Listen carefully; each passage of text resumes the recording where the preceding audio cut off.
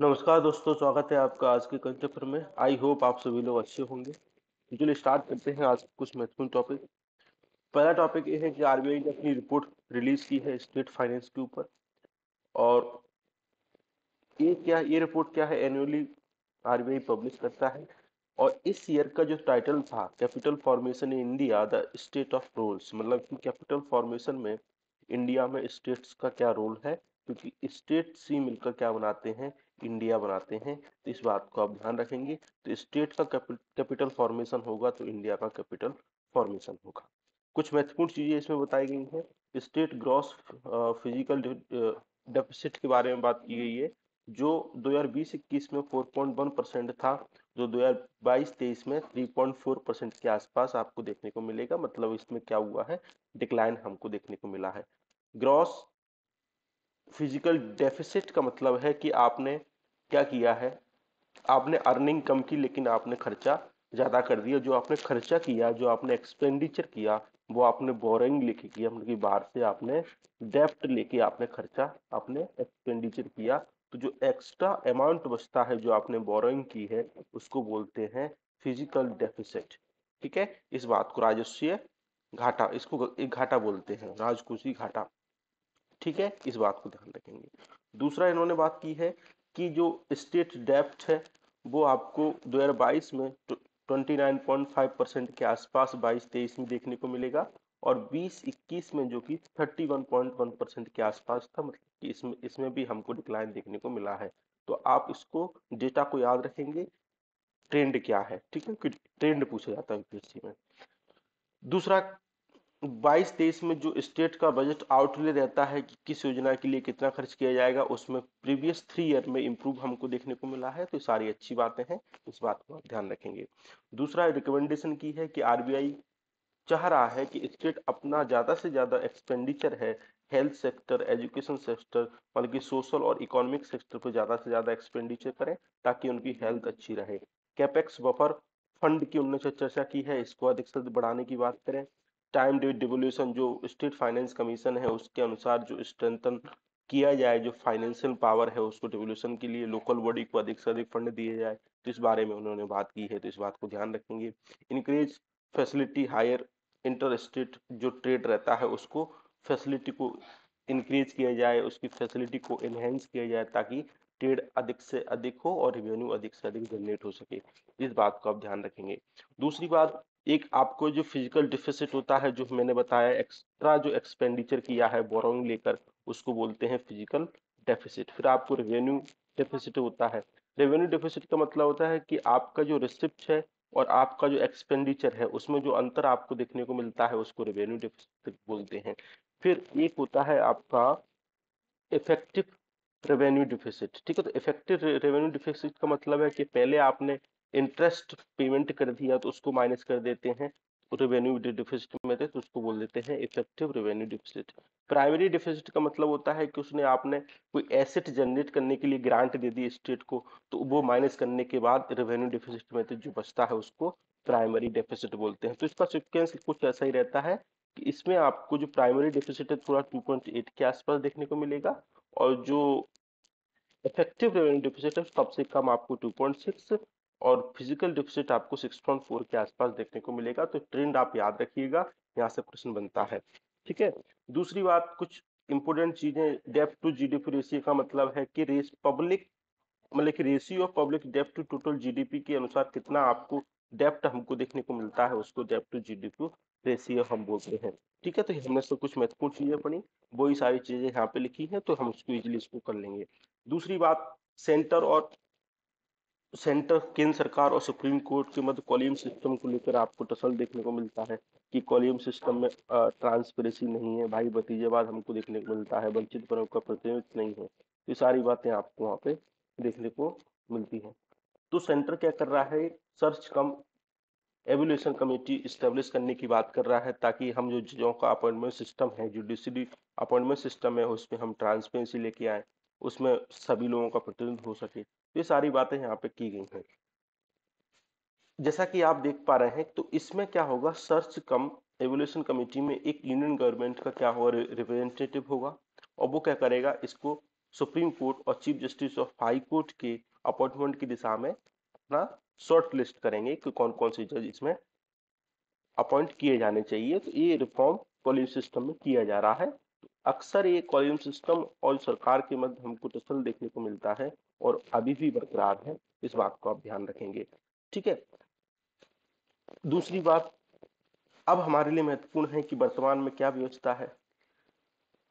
वर्तमान में क्या है, मेमोरेंडम ऑफ प्रोसीजर सरकार और सुप्रीम कोर्ट के मध्य हुआ है, जिसमें सर्च कम जो कमेटी है उसको इंक्लूड नहीं किया गया है। तो इसको इंक्लूड करने की बात की गई है। सुप्रीम कोर्ट को लेटर लिखा गया है कि आप यूनियन गवर्नमेंट की किसी एक रिप्रेजेंटेटिव को लेके आए ताकि उसमें ट्रांसपेरेंसी रखे। लेकिन न्यायपालिका कहती है कि आप हमारी नियुक्ति में दखल देंगे तो हमारी जो स्वतंत्रता है, जो कि बेसिक स्ट्रक्चर का पार्ट है, इंडिपेंडेंसी है, तो उस पर कहीं ना कहीं निगेटिव रूप से हमको देखने को मिलेगा। तो ये सारी प्रक्रिया आपको देखने को मिलता है। दूसरी बात, आर्टिकल 124 का क्लॉज 2 कहता है कि प्रेसिडेंट सीजीआई और जज ऑफ सुप्रीम कोर्ट को अपॉइंट कर सकते हैं। अगर वो कॉलिंग सिस्टम की चाहे तो उसकी मदद ले सकते हैं। ठीक है, इस बात को ध्यान रखेंगे। कॉलिंग सिस्टम क्या करता है, सुप्रीम कोर्ट हाई कोर्ट के जज को अपॉइंट करता है, ट्रांसफर करता है। सुप्रीम कोर्ट की कॉलिंग सिस्टम में आपको 5 मेंबर बॉडी देखने को मिलेगी, जिसमें एक सीजीआई होंगे और 4 मोस्ट सीनियर जजेस आपको देखने को मिलेंगे ऑन दैट टाइम। ठीक है। इसके अलावा हाई कोर्ट कॉलेजियम में आपको चीफ जस्टिस होंगे, उसके अलावा 2 अदर सीनियर मोस्ट जज देखने को मिलेंगे, जो उसकी नियुक्ति, जो उसके अपॉइंटमेंट और ट्रांसफर से संबंधित क्या करते हैं, बात करते हैं। दूसरी बात, डेवलपमेंट कैसे हुआ, जैसे मैंने आपको पहले ही बताया है कि फर्स्ट जजेस केस एसपी गुप्ता केस में सुप्रीम कोर्ट ने कहा कि अगर सीजीआई के द्वारा कोई रिकमेंडेशन दी जाती है प्रेसिडेंट को, तो प्रेसिडेंट उसको रिफ्यूज करते हैं, लेकिन उसको कॉग्नेंट एक रीजन देना पड़ेगा। इसका मतलब हो गया कि एग्जीक्यूटिव को सर्वे पर ही माना, सुपर माना। ठीक है। लेकिन 1993 में सेकंड जजेस केस आया, उसमें उन्होंने कहा कि आप रिफ्यूज नहीं कर सकते। आप क्या करोगे, only need to consult 2 senior most जजेस और सीजीआई। जुडिशली अपॉइंटमेंट और ट्रांसफर के लिए आपको इसमें नियुक्ति करने की आवश्यकता है। फिर उसके बाद 1998 में 4 सीनियर मोस्ट जजेस और जो सीजीआई रहते हैं उनका अपॉइंटमेंट करने की आवश्यकता होती है। ठीक है। तो इसकी बिना आप इसको अपॉइंटमेंट नहीं कर सकते, आपको इस बात को ध्यान रखेंगे। तो पूरी जो प्रोसेस है वो स्टेब्लिश कहाँ से हुई, फर्स्ट जजेस केस से। लेकिन संपूर्णतः आपको जो पूरी आपको कंप्लीट प्रोसेस वर्तमान में देखने को मिलेगी थर्ड केसेस से आपको देखने को मिलेगी। इसमें एक पेश ये फंसता है कि केंद्र सरकार क्या करती है, राष्ट्र की सुरक्षिता, एकता, अखंडता के नाम पर उनके जजेस के नाम को रिफ्यूज कर सकती है। कई दिनों तक नाम क्या रहता है, पेंडिंग रहता है।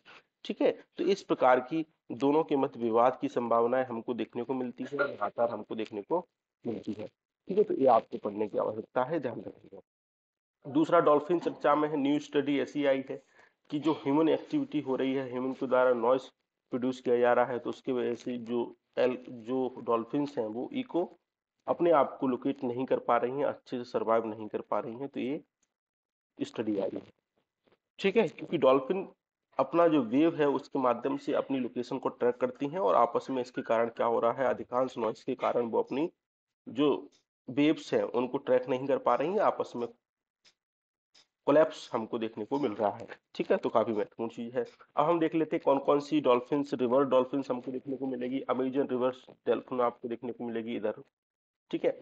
और टुकेसी आपको अमेजन में देखने को मिलेगी। इंडस रिवर डॉल्फिन आपको पूरा इधर देखने को मिलेगा, जिसमें आपको इंडस रिवर बेसिन में देखने को मिलेगी, गंगा ब्रह्मपुत्र मेघना बेसिन में देखने को मिलेगी, अरावली रिवर बेसिन में देखने को मिलेगी, आंगसी आपको चाइना साइड देखने को मिलेगी, इरावली आपको मेकोंग अरावली रिवर में देखने को मिलेगी। ठीक है। मेकोंग रिवर बेसिन इधर आपको मेकांग रिवर बेसिन देखने को मिलेगी। तो ये सारी चीजें आपको इधर आपको, और इधर आपको एक वूलन देखने को मिलेगी, किधर, इधर पंजाब साइड। ठीक है। तो इस बात को आप ध्यान रखेंगे, ये आपके लिए महत्वपूर्ण चीज है। दूसरी बात, रिवर डॉल्फिन क्या है, ओनली 6 एक्सटेंटेड स्पीसीज आपको रिवर डॉल्फिन की देखने को मिलेगी। कुछ आपको एंडेंजर्ड देखने को मिलेंगी, कुछ आपको क्रिटिकली एंडेंजर्ड देखने को मिलेंगी। 42 स्पीसीज डॉल्फिन की करेंटली है। ठीक है। डॉल्फिन क्या है, मरीन मैमल्स है। ये क्या करते हैं, सरफेस पे आते हैं ब्रीथ करने के लिए, फिर बर्थ को लिव करते हैं, यंग जो रहता है उसको प्रेगनेंसी बिटवीन 9 to 16 मंथ की रहती है और of spring on the milk करते हैं, ठीक है, फीडिंग करते हैं, इस बात को ध्यान रखेंगे। बस इतना ही आपको ध्यान रखना है, इससे ज्यादा नहीं रखना है। दूसरी बात, और का क्या है, लार्जेस्ट डॉल्फिन आपको देखने को मिलेगी और इनके टीथ का जो साइज रहता है कॉनिकल शेप टीथ रहते हैं और 20 year smaller species to 80 year तक इनकी आपको और ऑर्कास की लाइफ आपको देखने को मिलेगी। माउई डॉल्फिन आपको जो जीलैंडिया जो डॉल्फिन है उसका आपको सब स्पीस देखने को मिलेगी। मोस्ट इंडेंजर डॉल्फिन आपको स्पीस को देखने को मिलती है, ठीक है। दूसरी बात, साल्ट वाटर क्रोकोडाइल चर्चा में है, तो साल्ट वाटर जो क्रोकोडाइल हैं जो उड़ीसा के भीतर का नेशनल पार्क है वहां पे आपको देखने को मिले हैं, जैसा आप यहाँ पे देख पाएंगे। सॉरी, अब मैप नहीं लगा पाया। तो उड़ीसा में एक भीतर का नेशनल पार्क आपको देखने को मिलेगा, तो वहां पे आपको इनकी संख्या सबसे अधिक देखने को मिलेगी, ऐसा सेंसेक्स में बताया गया है, जो उड़ीसा का केंद्रपाड़ा डिस्ट्रिक्ट है वहां पे। भीतर का एस्टुरीज क्रोकोडाइल आपको उधर देखने को मिलेगा, लेकिन सबसे महत्वपूर्ण चीज है आपको क्रोकोडाइल की 3 स्पीसीज, आपको एक एलिगेटर बोलते हैं, क्रोकोडाइल बोलते हैं और इंडियन घड़ियाल बोलते हैं। तो इंडियन घड़ियाल सबसे क्रिटिकल इंडेंजर स्थिति में आपको देखने को मिलेंगे। ये आपको चंबल रिवर बेसिन में सबसे ज्यादा देखने को मिलेंगे, क्योंकि इनके लिए पानी की क्वालिटी सबसे अच्छी होनी चाहिए, इसलिए वहां पे आपको देखने को मिलते हैं, ठीक है। और जो साल्ट वाटर क्रोकोडाइल है वो काफी अधिक मात्रा में देखने को मिलेंगे, तो इसके क्या है, लीस्ट कंसर्न आपको इसकी चीजें आपको देखने को मिलती हैं, ठीक है। फीमेल साल्ट वाटर का जो क्रोकोडाइल होता है उसका स्मॉलर साइज होता है। साल्ट वाटर क्रोकोडाइल क्या है, क्रोकोडाइल्स में सबसे लार्जेस्ट साइज होता है, रेप्टाइल इन द वर्ल्ड में है, ठीक है। बांग्लादेश में पाए जाते हैं, वीतरखंड नेशनल पार्क में, सुंदरबंस में, अंडमान निकोबार में और श्रीलंका साइड में आपको उधर देखने को मिलेंगे। दूसरी बात, anti microbial resistance gonorrhoea disease है, चर्चा में है, इसका आउटब्रेक हमको केन्या में देखने को मिला। एक सेक्सुअली ट्रांसमिटेड डिसीज के माध्यम से आपको देखने को मिलती है, बैक्टीरिया के माध्यम से फैलती है और ये cervix uterus fallopian tube women में सबसे अधिक, मतलब कि कुल मिला के कहें जो रिप्रोडक्टिव जो सिस्टम रहता है उसको कहीं ना कहीं निगेटिव रूप से इफेक्ट करती है। सेकेंड मोस्ट सेक्सुअली ट्रांसमिटेड क्या है, डिसीज है आफ्टर चाल मीडिया की बात, ठीक है। तो इस बात को ध्यान रखेंगे। और चर्चा में क्यों है, क्योंकि इस पे सामान्य ड्रग काम नहीं कर रहे हैं, इसलिए इसको बोल दिया एंटी माइक्रोबियल रेजिस्टेंट गोरिया बोलते हैं, ठीक है, इस बात को ध्यान रखेंगे। दूसरी बात, ऑक्सफैम की एक इंटरनेशनल है, उसने अपनी रिपोर्ट पब्लिश की है, कहा है कि भारत में 1% जो रिचेस्ट लोग हैं उनके पास देश की 40% संपत्ति आपको देखने को मिलेगी। उसके अलावा जो बॉटम के 3% लोग हैं उसके अलावा उनको 3% संपत्ति आपको देखने को मिलेगी। और कहा है कि 1 रुपए की अपेक्षा, जो अगर मान लो 1 रुपए अगर मेल कमाता है तो फीमेल उसके अपेक्षा 63 पैसा कमाती है, तो इस डेटा को आप वहां पे कोट कर सकते हैं। दूसरा, जब पेंडेमिक आया तो अमीर लोगों ने कम से कम 121% के आसपास उनकी जो संपत्ति है, एसेट है, उनका इजाफा हुआ आपको देखने को मिला, इस बात को ध्यान रखेंगे। दूसरा, इसरो चाह रहा है कि जो शुक्रयान है जो उस पर क्या करे, अपना मिशन लॉन्च करना चाह रहा है, तो इसकी जो डिले हो सकता है 2031 तक। क्यों? क्योंकि 2031 में अर्थ और वीनस आपस में अलाइन होंगे, तो इस हमारा जो प्रोपेलिंग सिस्टम है स्पेस क्राफ्ट में को कम आसानी से उस वहां पे पहुंच जाएगा, तो इसको ज्यादा हमें एफर्ट करने की आवश्यकता नहीं होगी। शुक्रयान क्या है, ऑर्बिटर मिशन है, जैसे हमने मंगलयान भेजा, जैसे हमने चंद्रयान भेजा, उसी प्रकार से हम इसको भेजेंगे।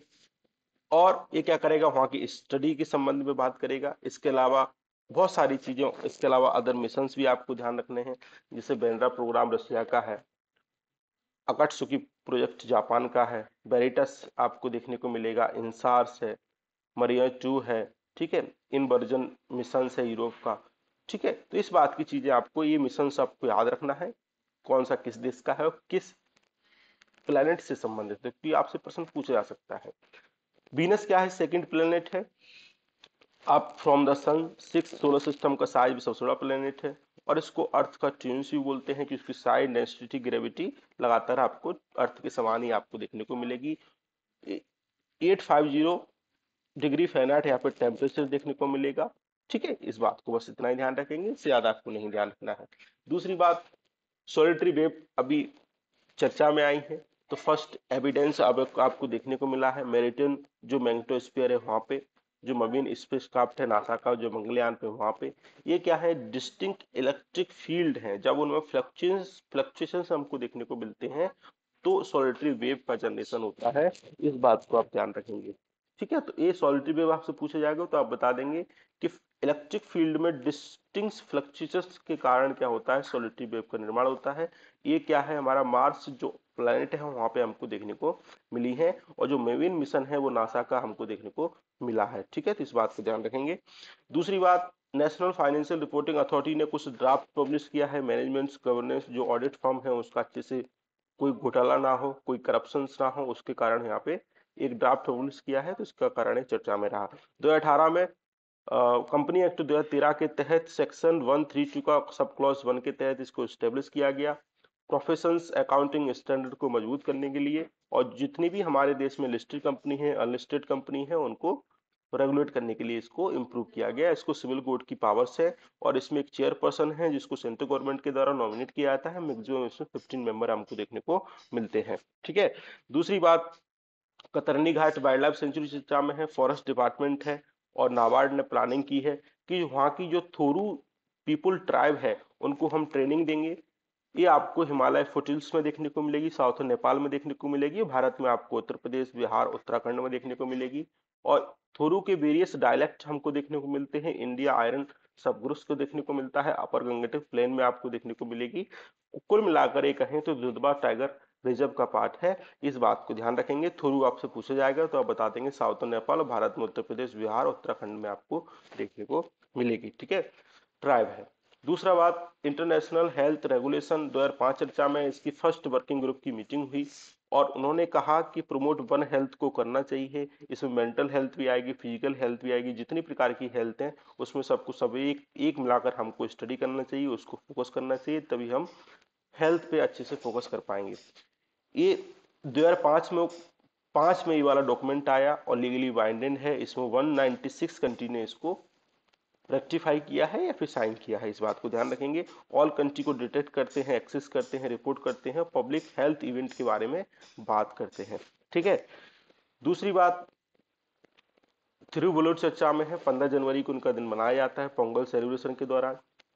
इनको बल्लूर के नाम से भी जाना जाता है, तमिल पोइट है, फिलोसफर है, संगम इरा में इनको देखा जाता है, 4th-6th सेंचुरी में आपको देख सकते हैं। और कन्याकुमारी में इनमें 133 फुट की आपको स्टेच्यू आपको देखने को मिलेगा, और इनकी एक रचना है थ्रिकुलर। ठीक है, बस इतना ध्यान रखेंगे। इसमें इनके कलेक्शन है politics, law, ethics, matters concerning economy से संबंधित इस थ्रिकुलर में बात की जाती है। लिखी किसकी गई है, किसके द्वारा लिखी गई है, थ्रिकुलर के द्वारा, जो कि संगम काल के पोइट है। ठीक है, फिलोसफर है। मेघी मेला चर्चा में है, मेघी मेला सेलिब्रेट किया जाता है मुख्तार साहब पंजाब में। उस दौरान 40 जो सिख थे वॉरियर्स, उनको बैटल ऑफ किधरना में 1705 में अगेंस्ट द मुगल के दौरान इनको मार दिया गया, उसके उसके कारण यहाँ पे सेलिब्रेट किया जाता है बैटल ऑफ मुक्तसर 1705 में। ठीक है, और गुरु गोविंद सिंह ने चूज किया है माघी मेला, सिख के द्वारा सेलिब्रेट किया जाएगा, अदर बैसाखी और बांदी छोर दिवस जिसको दिवाली के दौरान सेलिब्रेट किया जाता है, उनमें से फेमस है, आपको याद रखना चाहिए। दूसरी बात, मुख्तार को ओरिजिनली है उनको हम किंदारा के नाम से जानते थे, इसलिए हमको उसको बैटल ऑफ किंदारा बोलते हैं।